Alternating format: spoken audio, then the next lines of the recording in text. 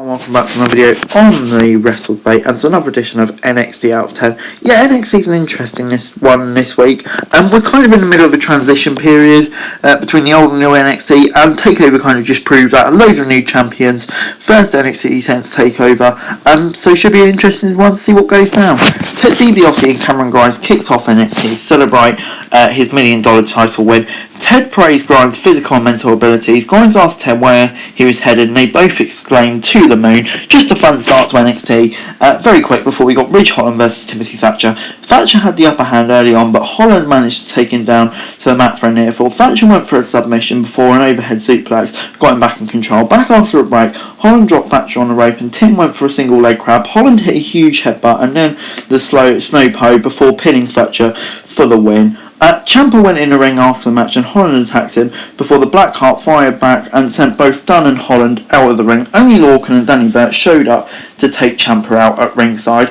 Holland was back up and Timothy dragged him out of the ring and attacked him. Holland hit back with a blackjack and Dunn dragged him off as Thatcher and took him backstage. I'm going with 6 out of 10. Yeah, it was an interesting one. I like the way they're picking Richholland over, but Timothy Thatcher, personally, I think they could have chose a better opponent to have Holland dominate, really, because I like Timothy Thatcher. I think he probably deserves better than that, but on the whole, with the beatdowns and everything, it was okay. Salumis announced Index were getting married on September the 14th, not long to go now, can't bloody wait, should be good. Before we got Casey Casara and Caitlyn Carter versus JC Jane and GG Dogo. Carter and Dolan started off the match and Carter made an early tag before sending both opponents outside.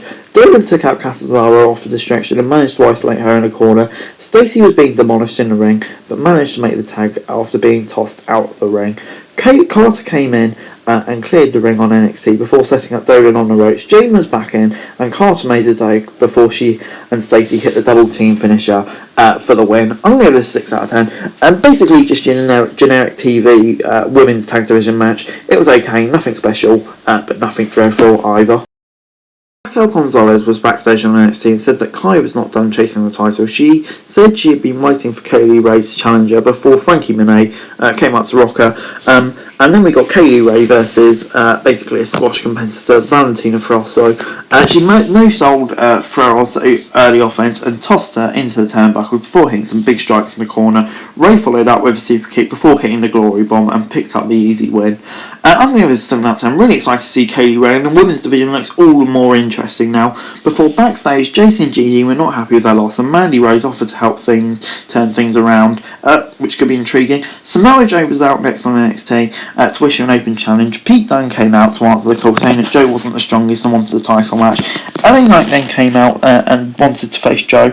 Dunne warned Knight might not be able to get into the ring, before O'Reilly made fun of Knight, saying that he earned respect for Joe. However, Richholland took out Carl and Dunn and tried to attack Joe, but Ciampa got to Dunn first. Holland took Ciampa out with a headbutt before LA Knight got him out of the ring and Samoa Joe took him out.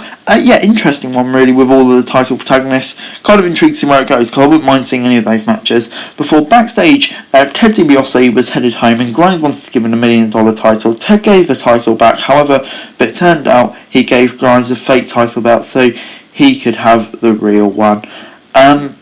Yeah, don't know where this is going, but it certainly is interesting. I guess we'll have to see next week, but yeah, I wasn't expecting this. Before backstage on NXT, Duke Hudson and Kyle O'Reilly had a violent exchange after an argument which possibly hinted at a match. Before we got Carmelo Hayes versus Odyssey Jones in the breakout final. Jones was tossing Hayes around in the ring before the match began and Hayes ended up outside. Hayes came back with a dropkick but Jones countered it. Back on NXT, Carmelo managed to get a headlock in before hitting a huge top rope kick. Jones refused to stay down and hit a frog splash, but a crucifix pin allowed Carmelo Hayes to win the tournament. William Regal handed Hayes the contract and Hayes said he wasn't sure who he would challenge first. But yeah, I enjoyed this. I'm going to give it a 6 out of 10. I was expecting the other result, but yeah, Carmelo Hayes is great and I'm looking forward to seeing where it goes. Balor versus Jey and Quinn was next. Balor hit some big kicks in the corner as the match went on, before getting some vicious knee strikes. Balor walked up to the ropes and looked at Mi Yang. This gave the signal for the finish, before Quinn managed to get a huge forearm and pin Balor for the win. Yeah, this was random, didn't see this coming at all, and really not sure what to make of it, to be honest. I'm going to give it a 5 out of 10. Yeah, but I'm kind of intrigued to see where it goes before I make further judgment. Before Johnny Gargano was in William Regal's office to make him call off Index's wedding, when LA Knight ran in yelling about a title shot, Regal was annoyed and sent them both out, calling them buffoons.